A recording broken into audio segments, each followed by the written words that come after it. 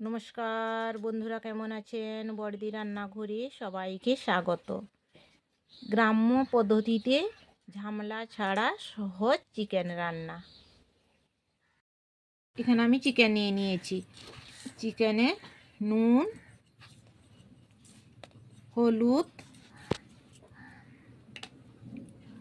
তেল, পেঁয়াজ কুচি,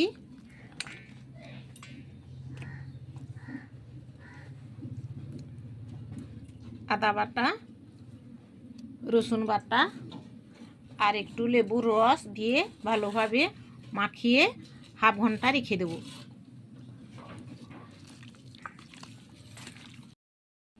চিকেনটা আমি আলু দিয়ে রান্না করব, তার জন্য কড়াইতে তেল, নুন, হলুদ দিয়ে আলুটা ভেজে নিচ্ছি।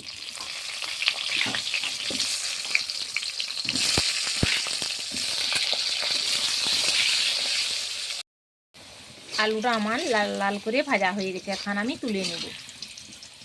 মাংসের আলু কিন্তু সবাই খেতে চায়। আর একটু তেল দিয়ে দিলাম। তেলের মধ্যে এখন আমি তেজপাতা আর শুকনো লঙ্কা একটা আর এলাচ দারুচিনি ফোড়ন দিয়ে দিলাম। একটা শুকনো লঙ্কা দেওয়ার কারণ হলো আমার লঙ্কা কিন্তু বাটা আছে, শুধু ফোড়নের জন্য একটা দিলাম। পেঁয়াজ কাটা দিয়ে দিচ্ছি। পেঁয়াজটা যে আমি এখানে দিয়েছি, ফোড়নটার কিন্তু একটা ভালো গন্ধ বের হওয়ার পর আমার ভাজা হয়ে গেছে। এখন আমি রসুন বাটাটা দিয়ে দিলাম।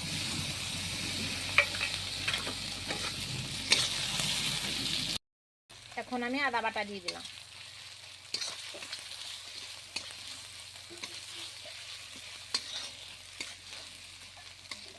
আবার একটু ভাজা হয়ে গেছে। এখন আমি এখানে পেঁয়াজ বাটা আর কাঁচা লঙ্কার বাটা দিয়ে দিলাম।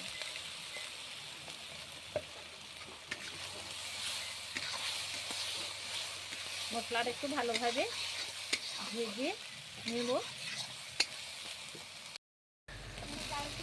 টমেটোটা একটু দিয়ে দিলাম। এখন আমার মশলাটা ভাজা হয়ে এসেছে। এর মধ্যে দিয়ে দেব হলুদ গুঁড়ো,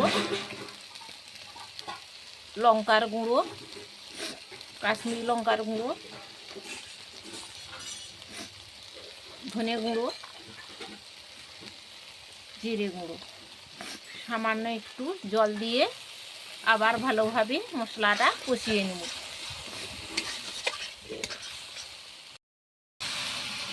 মশলাটা আমার ভালোভাবে কষানো হয়ে গেছে। এখন আমি এর মধ্যে চিকেনটা দিয়ে দিলাম।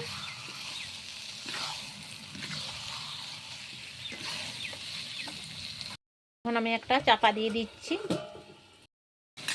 আমার মাংসটা প্রায় কষানো হয়ে এসেছে। এখন আমি এর মধ্যে আলুটা দিয়ে দিচ্ছি।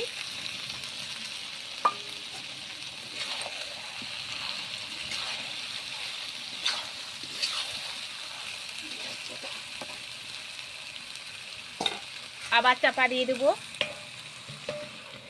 চাপা দিয়ে মাংসটা সেদ্ধ করে নেব। এখন আমার মাংসটা ভালোভাবে কষানো হয়ে গেছে। এই যে দেখুন বন্ধুরা, কীরকম তেল ছেড়ে গেছে মাংস থেকে।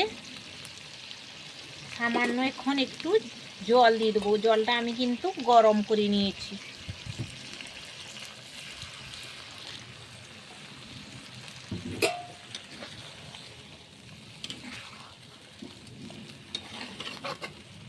ঝামেলা ছাড়াই সহজে মাংস রান্না।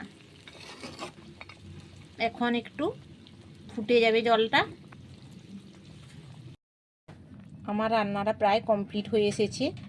আশা করি আপনাদের যদি আমার রান্নাটা ভালো লেগে থাকে তাহলে একটা লাইক, কমেন্ট, শেয়ার করতে ভুলবেন না। আর এখনও পর্যন্ত যারা আমার চ্যানেলটাকে সাবস্ক্রাইব করেননি তারা সাবস্ক্রাইব করে দিবেন।